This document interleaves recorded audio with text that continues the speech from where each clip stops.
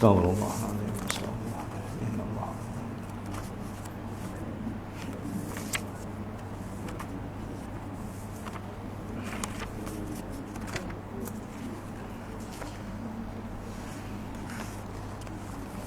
Assalamualaikum warahmatullahi wabarakatuh. Ila hadratin Nabi Mustafa Muhammadin sallallahu alaihi wasallam wa ala alihi wa ashabihi kiramil Fatihah. A'udzu billahi minasy syaithanir rajim. Bismillahirrahmanirrahim. Alhamdulillahi rabbil alamin. Ar-Rahmanir Rahim. Maliki yaumiddin. Iyyaka na'budu wa iyyaka nasta'in. Ihdinas siratal mustaqim. Siratal ladzina an'amta 'alaihim ghairil maghdubi 'alaihim waladdallin. Amin. A'udzu billahi samii'il 'aliim minasy syaithaanir rajiim. Bismillahirrahmanirrahim. Alhamdulillahi rabbil alamin. Hamdan hamidin, hamdan syakirin, hamdan sabirin, hamdan marzukin, hamdan maqbulin, hamdan kasiran tayyiban mubarakan fih, hamdan yuwafi ni'amahu wa yukafi'u mazidah. Ya Rabbana lakal hamdu kama yanbaghi li jalali wajhika wa 'azimi sultanik. Allahumma amsayna 'ala al-fitratil Islam wa kalimatil ikhlas wa 'ala dini Nabi Muhammadin sallallahu alaihi wasallam wa 'ala millatina abina Ibrahim alaihi salam hanifan musliman wa makana minal musyrikin. Allahumma ahrijna min zulumatil wahmi wa akrimna bi nuri fahmi waftah 'alaina bi ma'rifati ilmi wa nawwir qulubana kama nawarta samsa wal qamar wa sahhil lana abwaaba fadlik. Rabbana atina fid dunya hasanah wa fil akhirati hasanatan wa qina azaban nar. Wa sallallahu ala sayyidina Muhammad wa ala alihi wa sahbihi wa baraka wa sallam. Walhamdulillahi rabbil alamin. Taqabbalallahu minkum. A'udzu billahi samii'il 'aliim minasy syaithaanir rajiim. Bismillahirrahmanirrahim. Alhamdulillahi rabbil alamin. Wa bihi nasta'in ala umurid dunya waddin. Wassalatu wassalamu Muhammadin asrafil anbiya'i wal mursalin wa ala alihi wa sahbihi ajma'in. Qala Allah subhanahu wa ta'ala a'udzu billahi minasy syaithanir rajim. Ya ayyuhan nabiyyu inna arsalnaka syahidan wa mubassiran wa nazira wa da'iyan ila Allahi bi'iznihi wa sirajan munira wa bassiril mu'minina bi anna lahum minallahi fadlan kabira. Sadaqallahul azim. Bismillahilladzi la yadurru ma ismihi shay'un fil ardi wala fis sama' wa huwas samiul alim. Bismillahi ma sya'allah la yasukul khaira ila Allah. Bismillahi ma sya'allah la yasrifu su'a ila Allah. Bismillahi ma sya'allah ma kana min ni'matin fa min Allah. Bismillahi ma sya'allah la ya'ti bil hasanati ila Allah. Bismillahi ma sya'allah la haula wa la quwata illa billah. Yang berbahagia lagi dikasihi tuan pengerusi Masjid Kampung Parit Warijo serta semua barisan ahli jawatan kuasanya. Yang dihormati tuan-tuan imam, tuan-tuan bilal. Yang dihormati barisan kepimpinan masyarakat.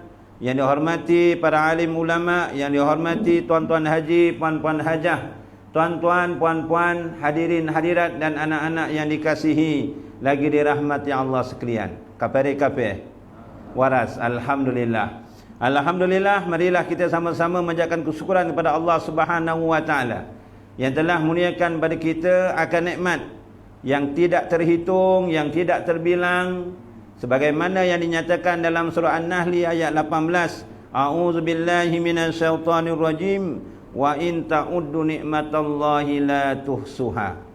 Dan semoga sebagai salah satu tanda kita bersyukur pada Allah, marilah kita menggunakan akan nikmat yang Allah Ta'ala yang tidak terbilang ini, kita gunakan pada jalan yang diredai, kita gunakan jalan untuk meningkatkan keimanan kita dan ketakwaan kita kepada Allah Subhanahu wa Ta'ala. Hadirin hadirat yang dirahmati Allah, alhamdulillah kita telah dapat sama-sama solat padu maghrib berjemaah. Sementara kita menanti waktu Isyak, kita duduk sebentar dalam majlis ilmu. Terima kasih. Dan kita berazam mudah-mudahan malam nanti dapat qiyamul lail. Dan mudah-mudahan kita berazam, kita minhun pada Allah semoga kita dipanjangkan umur, esok pagi kita dapat bangun dan dapat solat padu subuh. Ya, kalau lelaki mudah-mudahan dapat berjemaah di masjid ataupun di surau. Ya. Kita dah niat baik pun dah dapat pahala. Kerana tuan-tuan hadirin hadirat yang dirahmati Allah, di dalam kitab Zubdatun ada menyatakan tuan-tuan, buat 4 Allah Ta'ala akan balas 6. Ya. Buat 4 Allah Ta'ala akan berinya 6 perkara. Ya. Janganlah kita tak lakukan maka kita rugi. Inilah yang sebagaimana yang saya terangkan pada bulan yang lepas, kelebihan yang diberikan kepada umat Nabi Muhammad sallallahu alaihi wasallam, selain diberi pahala berkekalan, selain daripada diberi pahala dan pengampunan, kelebihan umat Nabi Muhammad sallallahu alaihi wasallam ini, dia beramal soleh, diberi pahala yang begitu besar, diberi pahala berlipat kali ganda.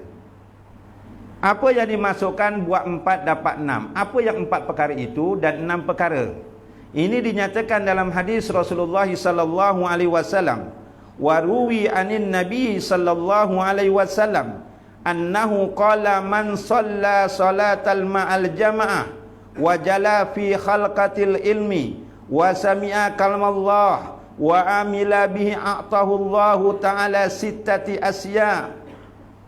Barang siapa, kata Rasulullah, barang siapa yang solat berjemaah, 1.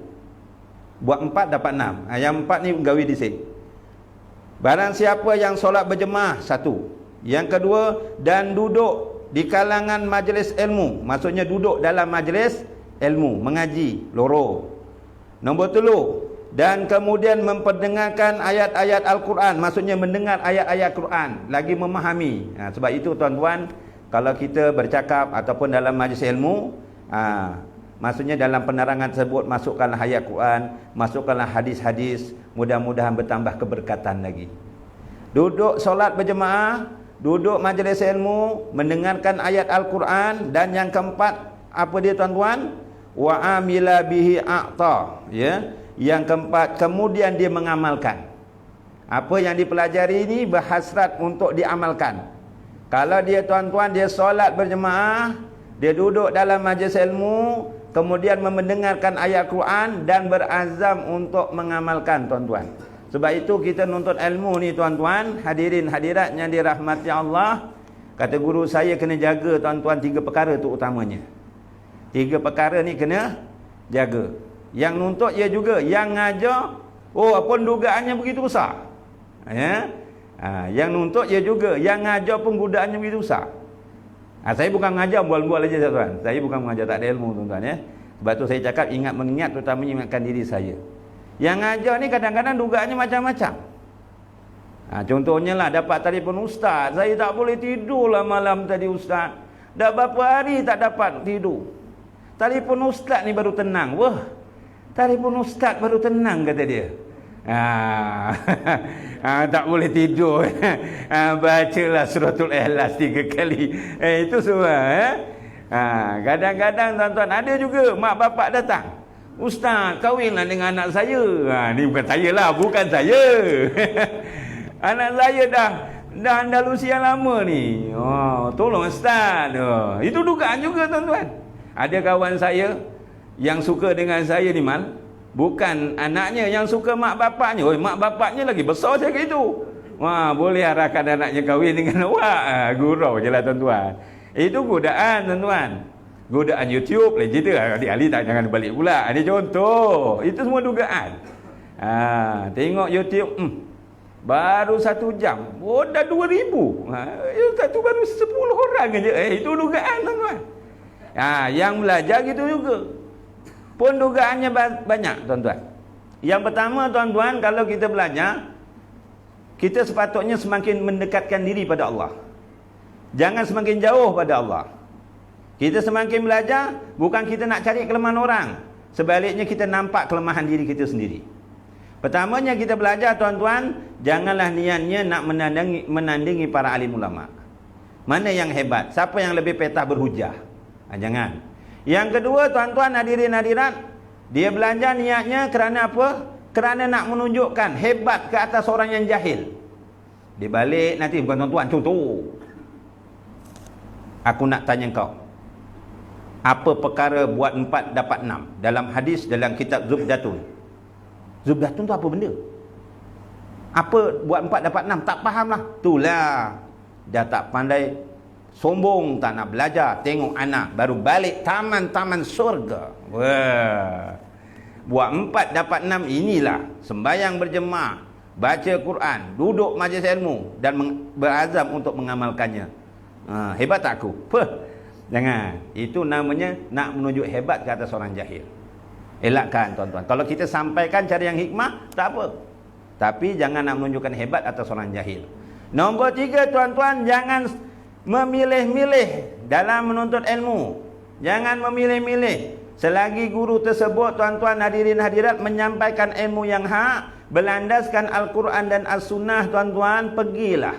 Jangan suka memilih-milih. Penyampaian guru tu masing-masing. Kena hormat, tuan-tuan. Tuan-tuan hadirin hadirat yang dirahmati Allah. Macam ni baguslah duduk rapat. Kalau depan lagi bagus. Lagi bagus, tuan-tuan. Lagi bagus. Cerita tu akan datanglah, tuan-tuan. Jadi tuan-tuan hadirin hadirat yang dirahmati Allah, jangan suka memilih-milih. Contohnya lah, ni contoh. Malam pertama, malam Sabtu, malam Ahad, penyampaian kelas kuliah maghrib disampaikan oleh Tuan Imam. Hadis 40 contohnya. Imam letih nak pergi. Selalu jumpa. Hadis tu juga diulang-ulang. Ini contoh, bukan Tuan Imam sini. Contoh. Tuan Imam ni malah nak pergilah. Ahad malam Senin, Ustaz CCTV. Ustaz CCTV tu. Ni baik tak ada CCTV ni. Ada tak ni tu kursi? Tak ada. Bukan Ustaz TV, Ustaz CCTV. Ustaz CCTV mengantuk. Cakap jauh berkhopo sendiri ngomong. Lepas tu dia baca kitab aja. Diwayatkan Nabi daripada Nabi sallallahu alaihi wasallam, barang siapa mengantuk, takkan pergi masjid nak buat kuaci. Kuaci. Makan kuaci kat masjid. Mengantuk sangatlah. Tak payah pergilah. Jangan. Lepas tu Selasa malam Rabu, Ustaz TV 9. Contoh. Best. Ini cukup best. Kelakar. Contoh. Pergi. Jangan.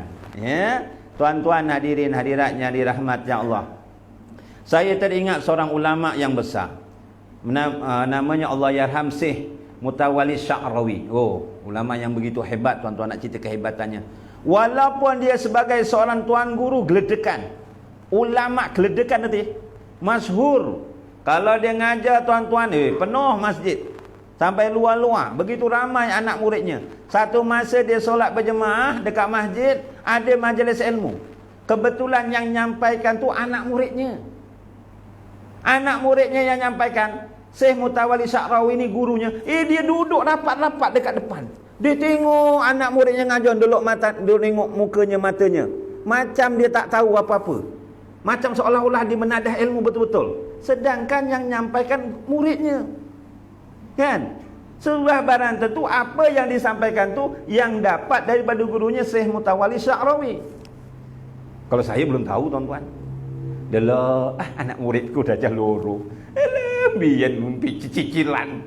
Ngelawan. Berapa diajar kan? Balik ayolah. Itu saya, tuan-tuan. Syekh Mutawalli Sya'rawi tidak, tuan. Dia tunggu. Jadi tuan-tuan, adab-adab itu jaga, mudah-mudahan mendapat keberkatan, tuan-tuan. Jadi tuan-tuan, rajin-rajinlah kita pergi ke masjid. Rajin-rajinlah kita mengimarakan, memakmurkan rumah Allah, duduk sebentar dalam majlis ilmu, mendengar ayat Al-Quran, kemudian berhasrat mengamalkannya. Allah Ta'ala buat 4 bagi 6. Saya nak cerita, sebelum saya cerita ni, tuan-tuan pernah tak pergi warung? Cakap warung tom yam lah senang cerita. Restoran tom yam. Ya. Atau tom yam. Kenapa tuan suka pergi warung? Tom yam ni tak adalah. Tom yam lah senang cerita. Pergi warung tom yam. Kenapa kita suka pergi warung tom yam tu? Kerana ada rasa, betul. Tom yamnya marvelous. Orang masin banget, orang manis banget, orang tawar banget. Dia punya apa ke daun lima apa ni yang ada rasa serai ni rasa iwak pun campur udangi gede-gede ngono sak jempol udangi. Marvelous, rasa betul. Sebab tu dia rajin datang. Rasa sebab ada rasa. Bukan setakat dia punya makanan ada rasa. Dia duduk, itu pelayannya datang. Abang nak makan apa? Ada rasa tak? Tuan-tuan ada rasa tak? Kita duduk dekat kedai nak makan tom yam, tak kira asam pedas ke apa. Dah berjanggut macam ni, gigi tak ada, janggut pun dah putih-putih. Bukan tuan-tuan yang cakap ni. Tiba-tiba datang. Assalamualaikum, tuan. Assalamualaikum. Abang nak makan apa? Ada rasa ke tak? Ada. Kalau saya ada rasa. Tuan-tuan mungkin astagfirullahaladzim. Mungkin kalau saya, abang baru tadi pergi kedai runcit, dia panggil pakcik. Kadang-kadang pakai latuk. Hilang semangat nak beli belanja. Tiba-tiba kedai tom yam dia panggil, abang nak makan apa? Ada rasa tak? Ada. Besok nak pergi kuliah, walaupun pergi kuliah mana contohnya, Seri Pasir di sana. Sanggup pergi warung tu sedangkan kat Barijo contohnya. Sanggup pergi. Kerana apa? Ada rasa. Betul? Sebab ada rasa. Tuan-tuan pergi masjid ni, alhamdulillah. Tuan-tuan ada rasa tak pergi masjid ni? Ada rasa tak? Ada. Kalau tak ada rasa tuan-tuan, saya rasa tak sampai. Mudah-mudahan ada rasa lah tuan-tuan. Ada rasa. Janganlah kita samakan dengan warung. Itu perumpamaan. Kita pergi masjid ni, ada rasa ketenangan, ada rasa ketakwaan, ada rasa konsisten dalam mengamalkan amal ibadah. Alhamdulillah. Orang yang beriman ni tuan-tuan, orang yang bertakwa, dia pergi ke masjid, perginya cepat, perginya awal, baliknya lambat. Itu tanda-tanda. Tanda-tanda orang yang beriman kepada Allah Subhanahu wa taala. Yang pertama tuan-tuan, orang yang solat berjam 4 perkara tadi, pertama Allah Taala bagi balasan apa? Ar-rizqu minal halal. Allah Taala kurniakan rezeki yang halal.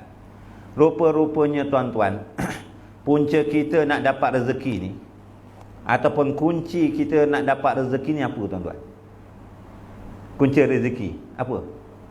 Kerja kentong. Betul. Itu sipir kita lah. Kerja kentong, lepas sembahyang subuh balik rumah terus lungo. Pukul 11.30 balik. Lepas sembahyang luhur pukul 2 lungo meneh. Balik pukul 4 ada sembahyang asar. Lepas asar lungo meneh. Suruh pergi maghrib bis balik. Itu mungkin kerja kentong. Tapi sebenarnya itu sipir kita. Tapi Allah Taala kunci nak dapatkan rezeki tuan-tuan, rupa-rupanya tuan-tuan hadirin hadirat, iaitu solat. Tuan-tuan nanti balik buka surah Taha ayat 132. Allah Taala telah berfirman, wa'mur ahlaka bis salati wastabir 'alaiha la nas'aluka rizqan nahnu narzukuka wal 'aqibatul littaqwa. Dan perintahkanlah kepada keluargamu mendirikan solat dan bersabarlah kamu dalam mengerjakannya. Kami tidak meminta rezeki kepada kamu, kamilah yang memberi rezeki kepadamu. Rupanya tuan-tuan hadirin hadirat, kita mengajak orang solat, solat berjemaah lagi-lagi, rupa-rupanya kunci nak mendapatkan rezeki, terutamanya rezeki yang halal. Tuan-tuan hadirin hadirat, lagi-lagi kita sebagai ketua keluarga. Yang lelaki tuan-tuan maksudnya jangan fikirkan untuk diri kita. Kita kena fikirkan untuk isteri kita dan anak-anak kita. Dia tadi apa? Perintahkanlah pada keluargamu mendirikan solat. Kita nak pergi masjid ni tengok isinya. Kalau isinya ramai, isteri-isteri.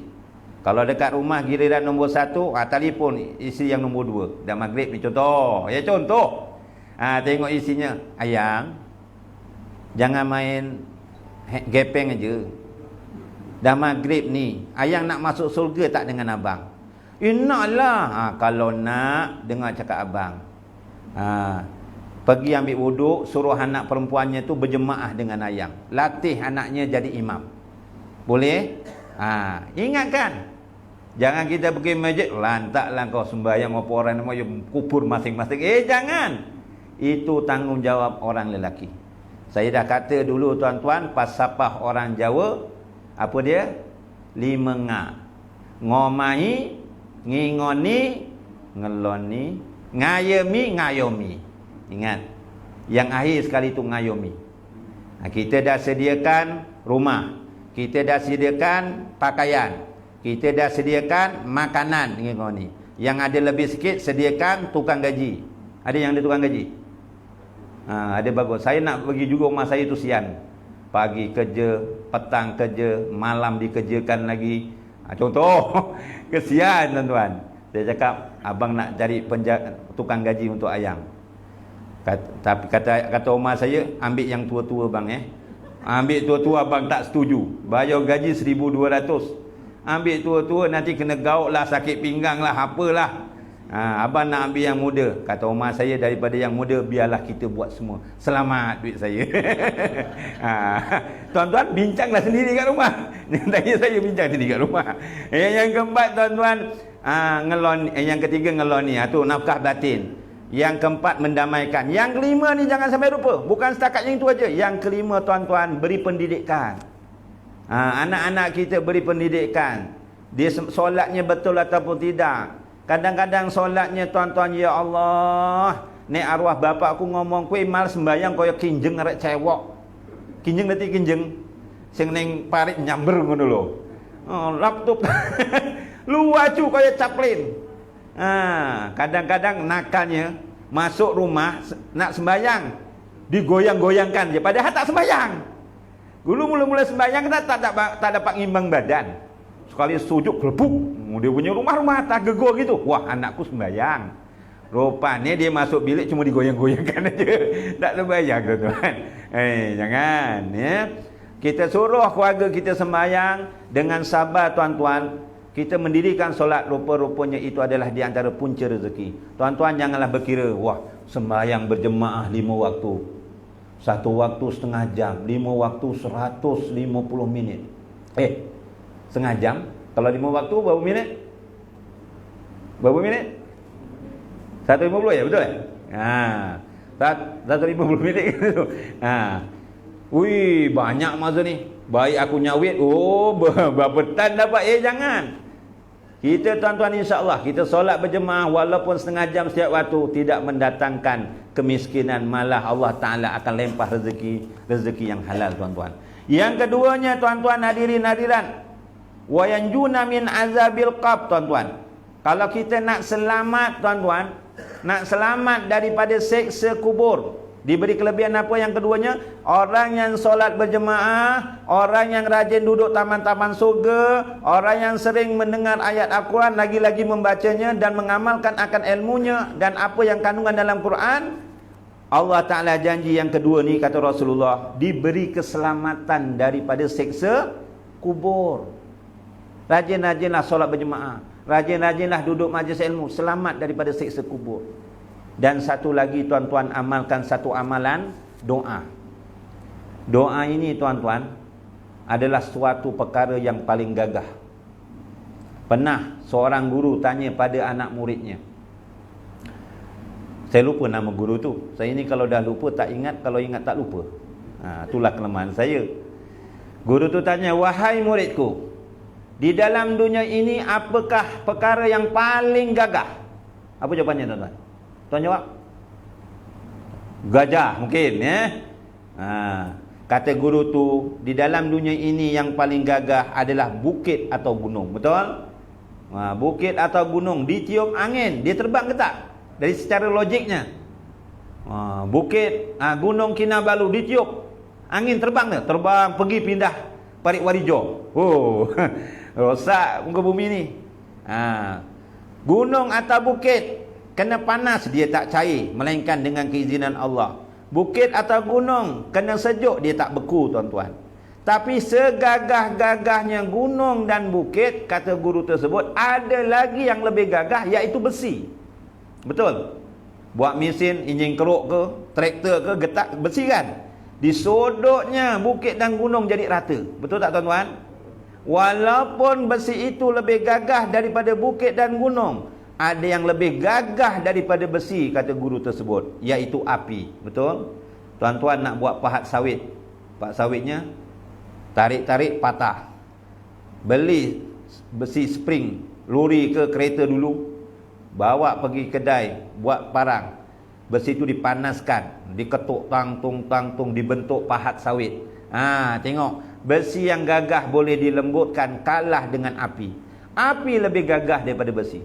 Walaupun api gagah, ada tak yang lebih gagah lagi? Kata guru tersebut, ada. Jawapannya air. Betul? Air itu gagah, ada yang lebih gagah daripada air, iaitu manusia. Sebab manusia ada akal. Lautan yang luas ataupun sungai yang luas diempang, boleh menghasilkan tenaga elektrik. Ya, air-air dekat sungai ditapis, dialirkan ke rumah masing-masing. Betul? Manusia lebih gagah daripada air, sebab ada akal, tuan-tuan. Walaupun manusia itu gagah, contohnya angkat kelapa sawit 100 kilo, pikul aja sebelah, pakai apa tu, cucuk tu, dipikul 100 kilo taruh kat sini, gagah betul. Ataupun dia kaki pukul, badan memang sadu. Apa yang boleh kalahkan, tuan-tuan? Dia tengah nak pukul orang, iaitu yang boleh lebih gagah daripada orang yang gagah ni, iaitu ngantuk. Kata guru tu, ngantuk. Dia nak pukul orang, tiba-tiba ngantuk. Tak jadi pukul. Dia nak pergi kebun nyawit, tiba-tiba ngantuk. Tak jadi nyawit, tuan-tuan. Apa yang lebih gagah daripada mengantuk? Apa, tuan-tuan? Apa yang lebih gagah daripada mengantuk? Kata guru tersebut, yang lebih gagah daripada mengantuk adalah duka cita. Tuan-tuan tadi dah nyawit 1 hari, pula-pula lepas main maghrib tadi nak balik, rupanya dia majlis ilmu. Nak balik tak patut. Dia duduk. Lepas isap balik ngantuk betul. Yang abang nak tidur ngantuk sangatlah. Baru nak tidur dapat telefon, adiknya telefon, abang long, mak jatuh daripada bilik air tak sadar ni. Duka cerita tak? Mak agak-agak ngantuk kita hilang ke tidak? Hilang. Duka cita lebih gagah daripada mengantuk. Apa yang lebih gagah daripada duka cita, kata guru tersebut? Lebih gagah daripada duka cita adalah doa. Jadi tuan-tuan, kata Sayyidatina Aisyah radhiyallahu anha, di antara waktu-waktu doa yang mustajab, di antara waktu-waktu doa yang mustajab, Rasulullah sering baca selepas kita membaca tahiyat akhir. Contohnya kita baca fil alamina innaka hamidum majid, sebelum beri salam. Masa tu ada antara waktu yang mustajab doanya. Tapi jangan cakap Jawa. Ya Allah, ya aku sesuk aku arut nyawit, mudah-mudahan untuk 10 tan ya Allah. Ngomong bahasa Melayu, habis tuan-tuan batal sembahyang ya. Setidak-tidaknya bacalah doa dalam bahasa Arab, doa yang diajarkan oleh Rasulullah sallallahu alaihi wasallam, yang saya bagi sebelum-sebelumnya dah berapa kali dah, tuan-tuan. Allahumma inni a'udzubika min azabi jahannam wa min azabil qabr. Kan ada? Mohon daripada fitnah neraka, mohon azab, mohon perlindungan daripada azab neraka jahanam, mohon perlindungan daripada azab kubur, wa min fitnatil mahya wal mamat, menjauhkan daripada fitnah hidup ketika hidup dan mati, ya, wa min fitnatil masihid dajjal, mohon perlindungan daripada fitnah masihid dajjal. Itu jangan ditinggalkan. Sebab saya teringat juga, tuan-tuan hadirin hadirat yang dirahmati Allah, seorang ulama tabi'in namanya Imam Tawus. Pernah dengar Imam Tawus? Bukan Imam Kawus, Kawus lain Tawus. Imam Tawus ni, tuan-tuan, dia tabi'in. Imam Tawus dia tak pernah nampak Rasulullah, sebab dia tabi'in. Dia cuma jumpa dengan sahabat Nabi dalam 50, dia berguru dengan 50 orang sahabat Nabi. Imam Tawus ni ceritakan dia mengerjakan haji 40 kali. Tuan-tuan pernah mengerjakan haji 40 kali? Cuma Imam Tawus ni tuan-tuan, dia tak campur dalam hal-hal pemerintahan. Dia tak macam ulama-ulama yang lain. Ada ulama-ulama dia campur dengan pemerintah-pemerintah. Imam Syafi'i campur. Sampailah Imam Syafi'i dipenjarakan tuan-tuan. Walaupun dipenjarakan, dia boleh menulis kitab, mengarang kitab 174 kitab. Kita masuk penjara ke tak? Janganlah, minta perlindungan. Tak masuk penjara, tuan-tuan ada karang kitab 174 kitab. Tuan-tuan mungkin adalah, tak payahlah nak karang kitab. Nak baca kitab pun kadang-kadang tak terbaca yang cakap ni lah tuan-tuan. Beli sungguh. Tapi nak baca tengok dah mengantuk tuan-tuan. Imam Tawus tuan-tuan hadirin hadirat yang dirahmati Allah, di antara ulama tabi'in yang terkenal dengan mustajab doanya. Doanya terkenal, dia mustajab. Imam Tawus ni tuan-tuan, anak murid dia geldekan. Memang ruami. Dia sering kalau nampak anak muridnya lepas sembahyang, bahkan anaknya sendiri dia tanya, "Wahai anak muridku." Lepas sembahyang dia ditanya, "Kamu tadi sembahyang minta tak doa menjauhkan 4 fitnah?" Yang saya baca tadilah, kata anak muridnya, "Aku tak baca wahai tuan guru." Nggawe meneh sembahyang. Tapi tak cakap jauh lah tuan-tuan. Dia suruh buat semula. Anaknya gitu juga. "Wahai anakku, kamu lepas sembahyang tadi, baca tak doa menjauhkan dari fitnah Masih Dajjal?" Tak baca wahai ayah. Nggawe meneh. Dia suruh ulang semula. Sedangkan doa tersebut adakah rukun? Tak. Hukumnya sunat hayat aja tuan-tuan. Tapi macam rukun, dia suruh ulang semula tuan-tuan. Itu zaman tabi'in. Kita zaman tabi'in ke tuan-tuan? Jauh. Kalau dengan hari kiamat kita lagi hampir daripada para tabi'in. Jadi doa tadi tu mudah-mudahan dapat diamalkan. InsyaAllah dapat menjauhkan daripada azab kubur, selain kita rajin-rajin pergi ke masjid. Dan yang ketiga tuan-tuan hadirin hadirat yang dirahmati Allah, kitab amalannya diberi daripada sebelah kanan. Allah Ta'ala bagi tuan-tuan, wa yu'ta kitabahu biyamini. Allah Ta'ala berikan kitabnya daripada sebelah kanan. Catatan amal tuan-tuan daripada sebelah kanan. Kan saya dah cerita dulu tuan-tuan, ada 3 masa yang sangat gerun gementar kita nak menghadapi keputusannya. Pertama tuan-tuan, iaitu ketika kita nak dapat suratan amal. Masa tu gementar.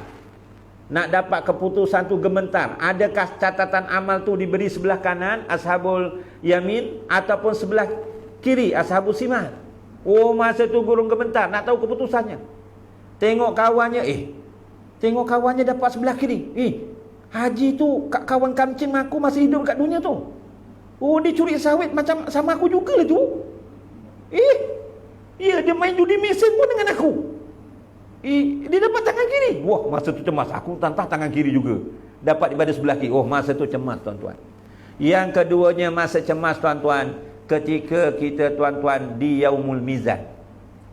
Ya, iaitu kita nak menentukan, nak tahu sama ada berat atau ringan, sama ada pahalanya berat ataupun dosanya yang berat. Ketika itu cemas betul tuan-tuan.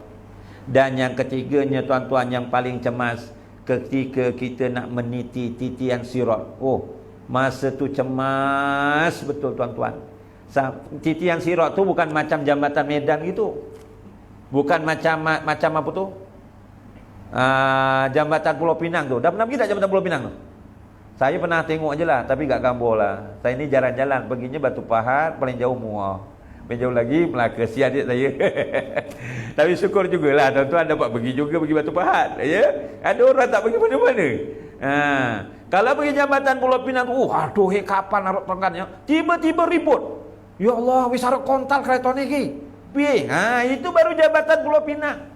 Sedangkan titian sirat yang dinyatakan dalam kitab Tazkirah fil Awali Mauta wal Umuri wal Akhirat yang disusun oleh Imam Qurtubi, titian sirat itu sejauh mana? 15,000 tahun perjalanan. 15,000 tahun perjalanan. 1,000 tahun di dunia sama dengan 1 hari dekat akhirat tuan-tuan. 5,000 menaik titinya, 5,000 mendatang, 5,000 tahun menurun. Ya Allah. Ya, walau bagaimanapun ketika itu cemas. Sebab itu kalau kita nak meniti titian sirat, nombor 4 kelebihannya apa tuan-tuan? Nombor 4 ni saya teruskan. Nombor 4, orang yang rajin solat berjemaah, orang yang rajin duduk majlis ilmu, orang yang rajin mentadaburkan Al-Quran, orang yang mengamalkan akan ilmunya. Besok nombor 4 akan meniti titian sirat itu seperti kilat menyambar. Kan saya dah terangkan ada 7 keadaan orang yang meniti titian sirat. Ada seperti kilat menyambar. Pertama, ada sekelip mata. Merem, melek, wis mlebu saka. Faham? Sekelip mata. Merem, melek, wis tekan mlebu saka. Nombor 3, ada yang meniti titian sirat seperti angin bertiup kencang. Nombor 4, ada yang meniti titian sirat seperti burung terbang cepat. Nombor 5, ada yang meniti titian sirat seperti kuda lari pantas. Nombor 6, ada yang meniti titian sirat seperti unta berlari. Unta pun laju tu. Kira untung lagi tuan-tuan. Jangan nombor 7 yang kita sangat takut. Dia meniti titian sirat dalam keadaan 15,000 tahun perjalanan tu. Dia mengesut-ngesut. Kapan ada tekan? Betul tuan-tuan? Jadi supaya macam kilat menyambar, amalkanlah 4 perkara tadi. Dan yang kelima tuan-tuan, iaitu tuan-tuan, wa yuhsaru ma'an nabiyyin. Ia besok berada dalam barisan para nabi, bersama para nabi dan para rasul tuan-tuan. Masya-Allah. Sebab dia rajin duduk bersama para alim ulama. Al-ulama warasatul anbiya. Yang keenam. Yang keenam tuan-tuan, apa kelebihannya tuan-tuan kalau kita solat berjemaah, rajin duduk majlis ilmu tuan-tuan? Wa banallahu lahu baitan fil jannah min yaqutatin hamra'a lahu arba'una baban. Dikurniakan sebuah istana. Dikurniakan sebuah istana dalam surga, yang mana istananya itu ada 40 buah pintu. Tuan-tuan, rumah tuan-tuan ni saya tengok Parit Warijah, masya-Allah tabarakallah, besar-besar semua. Tapi ada tak rumahnya dekat sini ada 40 buah pintu? Ada? Kalau ada pun tak sama dengan yang ada dekat surga tuan-tuan. Saya teringat tuan-tuan, ada 4 perkara yang ada dalam surga. 4 perkara yang ada dalam dunia tapi tak ada dalam surga. 4 perkara yang ada dalam dunia tapi tak ada dalam surga. Pertama tuan-tuan hadirin hadirat yang dirahmati Allah tuan-tuan, dalam surga tak ada haus lagi. Orang ngelak. Orang ngelak mana? Dekat dunia kita ngelak tak? Panas teng ngono, lungo nyawit, gawa banyu mineral, kopi O ke apa, kebres, balik entek, betul. Dekat surga besok tak haus. Setelah kita minum air daripada telaga yang dikurniakan kepada Nabi Muhammad sallallahu alaihi wasallam, iaitu al-haud, iaitu telaga al-Kausar. Kita minum daripada air telaga al-Kausar tu tuan-tuan, tidak haus selama-lamanya. Nak cerita tahu kasar akan datang. Loh Ustaz, dekat surga katanya ada sungai mengalir susu, sungai mengalir madu, sungai mengalir arak. Orang ngombe rugi orang ngelak. Walaupun dia minum bukan kerana haus, kerana bersedap-sedap, kerana suka. Yang kedua, ada dekat dunia tak ada dekat surga, iaitu mati. Dekat dunia kita mati tak? Mati. Dekat surga tak mati lagi. Kita nikmati apa yang ada dalam surga itu selama-lamanya. Yang ketiga, dekat dunia kita buang air kecil, buang air besar. Dekat surga tak buang air kecil, tak buang air besar. Sedangkan dekat dunia, dekat surga besok, makannya tak sama macam dekat dunia. Kekuatan. Saya baca dalam hadis tuan-tuan, dalam kitab Allah, di antaranya kitab Tamyi'ul Ghafilin, begitu juga dalam beberapa kitab tuan-tuan. Besok kita dekat surga tuan-tuan, diberi kekuatan makan, diberi kekuatan minum, diberi kekuatan bersetubuh, faham ya? Bersetubuh, makan, minum, kekuatannya 100 kali ganda kuat dekat dunia. Faham tak tuan-tuan? Dekat dunia tuan-tuan, contohnya bulan Ramadan yang lepas, yuk makmum, kita buka neng hotel Katerina. Contoh, jangan sebutlah. Satu hotel tak payah sebutlah nama hotel apa. Hotel. Satu kepala RM80. Yang paling murah lah contohnya. Dekat hotel tengok Seleranya kambing golek, unta golek, lembu golek, ayam golek. Nasi buah hari, nasi biryani gam, nasi ayam. Banyaknya. Roti kosong, roti apa? Roti bom, roti terbang. Roti apa ni? Roti pisang. Macam-macam. Semua nak dimakan, betul? Roti jam, kebab. Semua sedap betul. Air cincau Bandung, apa tebu. Semua macam nak minum, betul? Sekali buka, makan satu jenis, satu pinggan, dah kenyang, betul?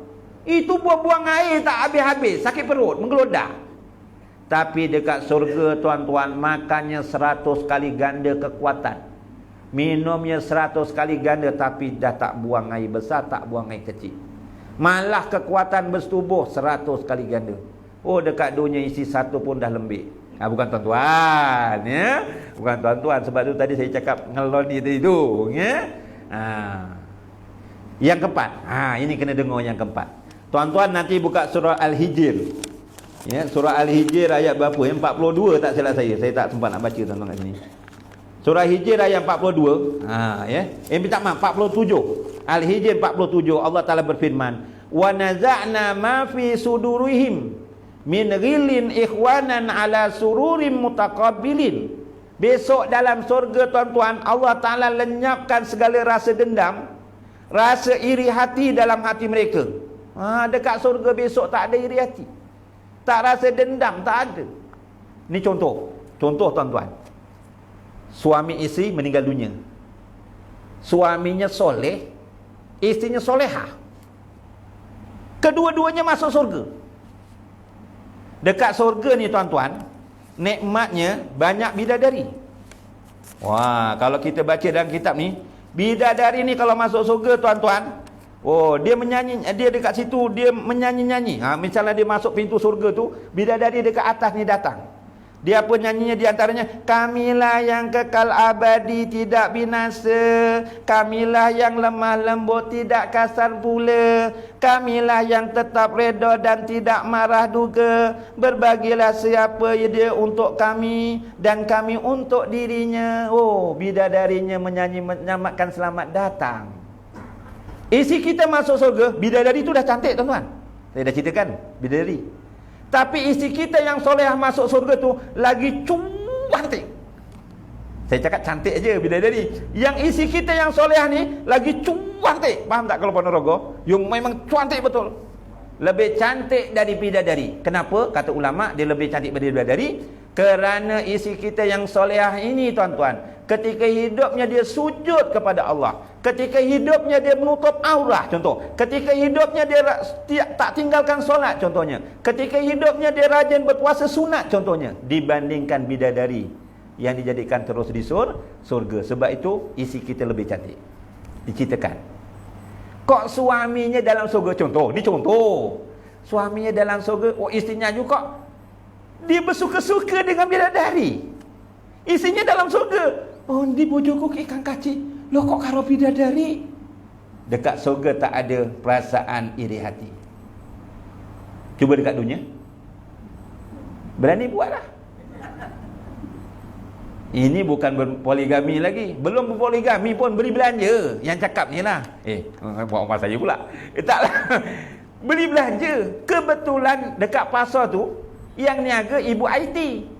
Ibu IT tu, ibu tunggal. Beli lombok rawit. Tuku ngono kek bual-bualan ngono. Wong omah naik motor, naik kereta. Wah bang, beli lombok rawit kok bualnya sampai 10 menit. Dikira dulu jam ni. Dikira kek bual-bual. Wah mentang-mentang tahu kene ibu IT. Omah saya dah jawab bati-bati sebab dengar saya cakap. Baru itu je dah rasa ini sah. Besok dekat surga tidak, tuan-tuan. Jadi tuan-tuan, hadirin hadirat, dah hisap tuan-tuan belum, hisap bagi tahu. Jadi tuan-tuan, mudah-mudahan tuan-tuan, mudah-mudahan dapat amalkanlah 4 perkara tadi. Allah Taala bagi 6. Dan seterusnya tuan-tuan, apakah penyebab seseorang itu banyak masuk surga? Apakah penyebab seseorang itu masuk dalam surga? Ini dinyatakan dalam hadis sallallahu alaihi wasallam. Dalam hadis rawahu Tirmizi bilangan 2135, pernah sahabat bertanya pada Rasulullah, an aksari majud hilun nas, ayudhilun nasal jannah faqala taqwallahi wa husnul khuluq. Ya Rasulullah, sahabat tanya, apakah penyebab seseorang itu banyak masuk surga? Apakah amalan-amalan seseorang itu banyak masuk surga? Rasulullah jawab apa? Taqwallahu wa husnul khuluq. Takwa kepada Allah dan wa husnul khuluq apa maksudnya? Berakhlak baik.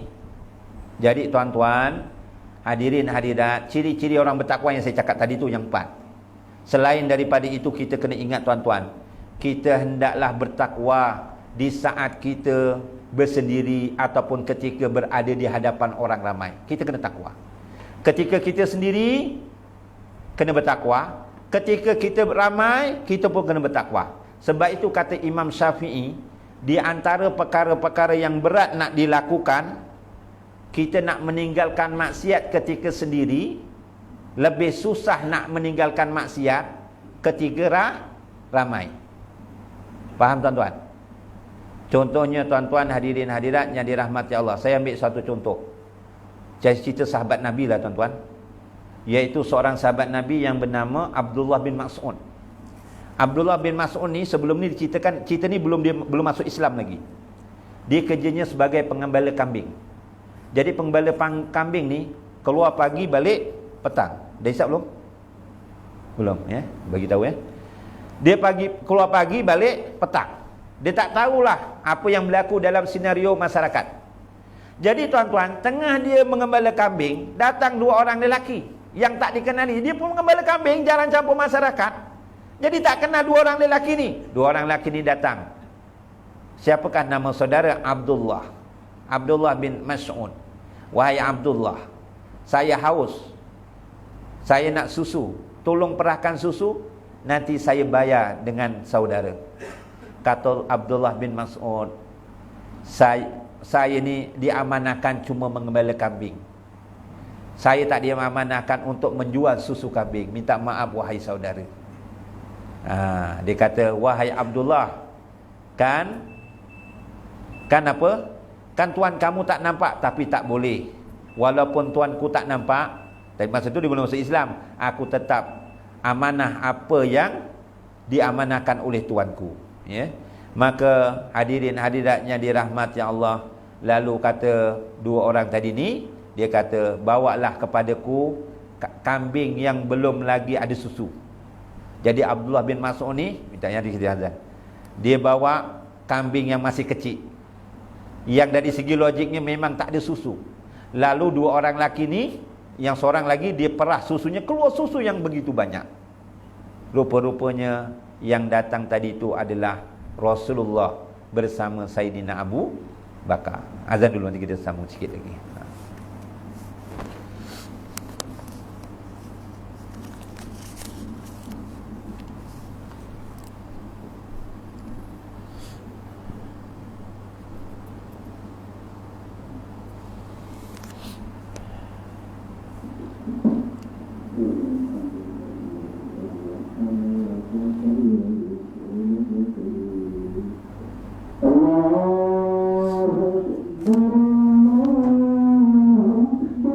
Allahu Akbar,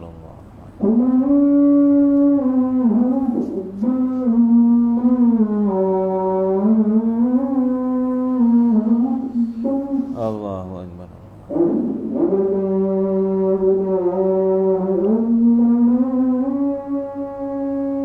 Asyhadu an la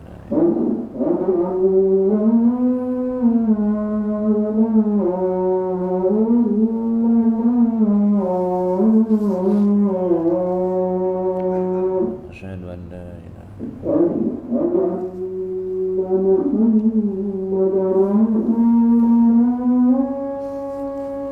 Asyhadu anna Muhammadan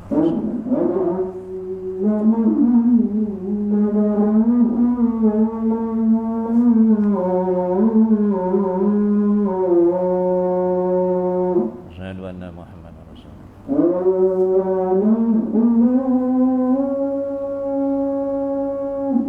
La haula wala quwwata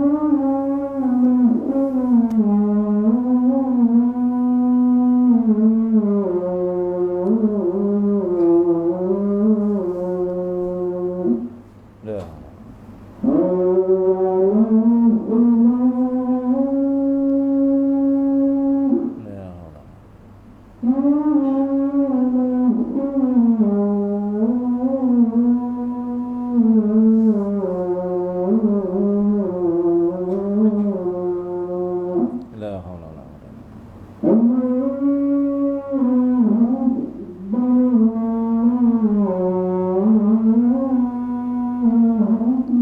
Allahu akbar Allah.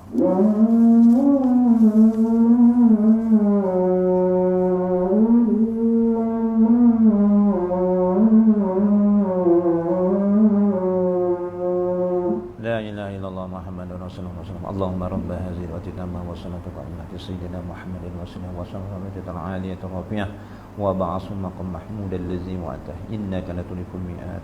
Allahumma fili wali walidayya wal mu'minina yauma yaqum hisab. Amin ya rabbal alamin.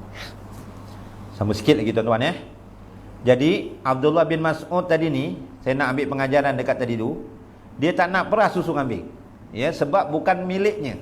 Ya, bukan miliknya tuan-tuan. Sebab milik tuannya. Ya. Dia milik tuannya. Walaupun tuannya tak nampak, tapi dia tak nak mencuri. Itu maksudnya ada nilai kejujuran. Masa tu dia belum masuk Islam, lagi masuk Islam. Masya-Allah tabarakallah. Abdullah bin Mas'ud ni tuan-tuan diceritakan orangnya kurus. Orangnya kurus dibandingkan sahabat-sahabat yang lain. Pada satu masa Abdullah bin Mas'ud ni dipanjat pokok kayu sugi. Dipanjat kayu sugi tu tuan-tuan, dia ambil rantingnya lah, tak kayu sugi nak kayu besar macam dia gosok gigi, koyaklah mulutnya kan. Jadi dia panjat pokok kayu sugi tu, sahabat-sahabat dekat bawah. Kebetulan dia manjat tu, tiba-tiba angin tiup, kainnya terselak sikit, nampak betisnya. Nampak kakinya sampai betisnya nampak. Sahabat-sahabat yang lain ketawa. Tengok-tengok Ibnu Mas'ud, kecilnya betis kakinya, kecilnya betis kakinya. Oh, sebab betisnya kecil dibandingkan betis sahabat-sahabat yang lain. Rasulullah lalu, kenapa kamu ketawakan Ibnu Mas'ud? Ya Rasulullah, tengok betis Abdullah bin Mas'ud kecil betul, kecil macam budak. Contoh ibaratnya lah. Lalu Rasulullah kata apa? Wahai sahabat, walaupun betis Abdullah bin Mas'ud tu kecil, tapi besok dekat akhirat di Yaumul Mizan ditimbang betisnya itu lebih berat daripada gunung Uhud. Apa maksudnya?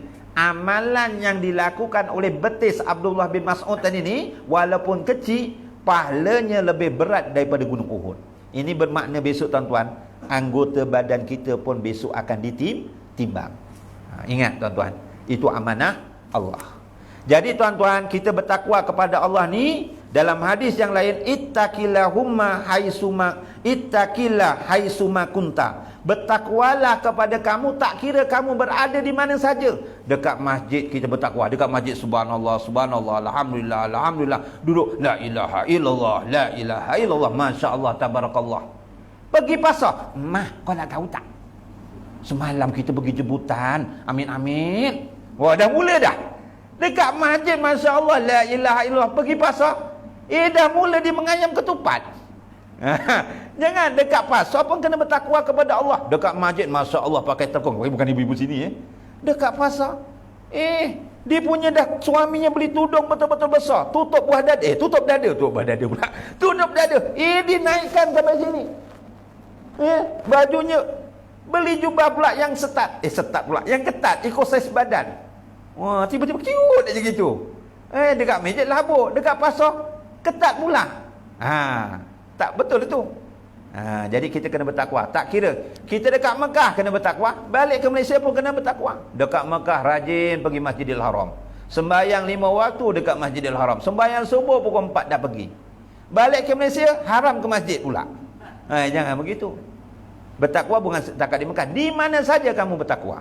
Yang kedua tuan-tuan, sebelum saya akhirinya, sebab-sebab yang menyebabkan masuk surga, wa husnul khuluq. Orang yang baik akhlaknya, bukan baik akhlaknya terhadap manusia. Kita kena jaga akhlak kita, dengan haiwan pun kena jaga. Kan ada dalam hadis Nabi, pengajaran hadis, seorang perempuan yang rajin beribadah, dia mengurung kucingnya. Dia dikurung kucingnya, orang kai mangan, orang kai ngombe sampai kucingnya mati. Akhirnya tuan-tuan hadirin hadirat, perempuan itu dimasukkan dalam neraka. Begitu juga dikisahkan dalam zaman sahabat-sahabat Rasulullah ni, ada unta. Selalu untanya rajin ditumpangkan dekat dia punya badannya tu bawa air, kanan kiri bawa air untuk menyembah tumbuh-tumbuhan. Tiba-tiba hari itu untanya jadi liar. Ditumpang ke pelti ngono lah ibaratnya bijana, kok ngoncat-ngoncat ngono, jadi kewanas ngono. Arak mujuk untanya tu tak boleh. Sahabat unta jadi ganas pun dia jumpa Rasulullah, bukan hal agama aja. Ya Rasulullah, untuk aku kok ganas rona rene wis ora gelem nyimbahi pokok. Tapi tak cakap jauh lah tuan-tuan, ni bahasa saya mudah lah. Macam mana ya Rasulullah? Rasulullah, masya-Allah, seorang yang sabar dan penyayang, dia pergi kat unta tu. Kelebihan Rasulullah berinteraksi dengan alam. Ditanya, wahai unta, kenapa kamu sedemikian? Unta tu berkata apa? Ya Rasulullah, bagaimana aku mau berkhidmat sedangkan tuan aku ini suruh bekerja tapi tak kasih makan dan minum yang cukup. Sebab tu dia menjadi liar. Jadi tuan-tuan, kalau bela ayam, ojo orang kai pangan. Bela kucing, ojo orang kai pangan. Esok ditakon tuan-tuan, ya. Tapi kalau dapat bela dengan baik, pahalanya begitu besar. Akhlak kita dengan alam sekitar. Yang cakap pun sama, makan rambutan. Weh, buka pintu kereta, buang terus, siap. Tin air, cium, buang. Akhlak dengan alam. Pula yang belakang bukan dengan alam aja. Dengan naik motor ngantuk, dimasukkan buang tin, masuk dalam, masuk tin pula. Aduh, kalau masuk rambutan okey juga. Dimasuk tin, jangan. Kita ngeracun tuan-tuan, hadirin-hadirat. Wah, racunnya, wah tak habis ni, tuang dekat apa? Dekat parit. Itu akhlak kita kena jaga. Sebab itu tuan-tuan, saya pernah tuan-tuan, saya nak ngeteh juga. Tadi ustaz, ni macam mana saya, dia pakai jubah, pakai serban macam ustaz sebiji. Tapi muka tak sama, saya handsome sikit kan. Ya boleh lah ustaz. Saya pun gelodok juga. Aduh, dia boleh tak ustaz? Dia memang bagus lah, makan baca bismillah. Jika nak duduk, dia ada kucing dekat kursi, disepaknya ustaz kucing itu, kerbet. Kucing terus kau bintang aja dah ngeong-ngeong. Janganlah saya terap. Ya tak boleh. Dengan haiwan pun kena ada akhlak juga. Alihkanlah dengan perlahan-lahan. Janganlah disepak, dia pun makhluk Allah juga. Kena jaga. Lagi-lagi tuan-tuan, saya nak ambil satu contoh tuan-tuan. Ya, orang yang besok dijauhkan, diharamkan daripada sentuh api neraka, dia mempunyai sifat hayyin. Hayyin ni orang yang tak suka, ya, mudah memaki, orang yang tak mudah melaknat, orang yang teduh jiwanya, orang yang jaga, tak suka membuka-buka keaiban orang. Ini pun juga yang menyelamatkan daripada azab kubur. Saya nak ambil seorang ulama. Pernah tak dengar tuan-tuan nama Hatim Al-A'sam? Hatim Al-A'sam, pernah dengar nama Hatim Al-A'sam? Era Fazirah pernah dengar? Pernah kan? Cerita saya pernah dengar. Sebab jarang dicerita. Hatim Al-A'sam ni, Hatim Al-A'sam nama sebenarnya Abdul Rahman Hatim bin Ulwan. Itu nama sebenarnya. Tapi digelar Hatim Al-A'sam. Macam saya nama Muhammad Kamal, orang panggil Abang K. Tu Abang K tu gelaran saya.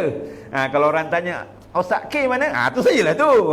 Gelaran lah, contoh. Masuk tak masuk TV tahu. Contoh. Jadi kenama Hatim Al-A'sam ni digelar Abdul Rahman Hatim bin Ulwan, digelar Hatim Al-A'sam. Dia seorang ulama. Orang ulama. Tiba-tiba ada seorang perempuan, dia nak tanya masalah. Jumpa gitu. Baru jumpa nak tanya, kok ngentut? Faham ngentut?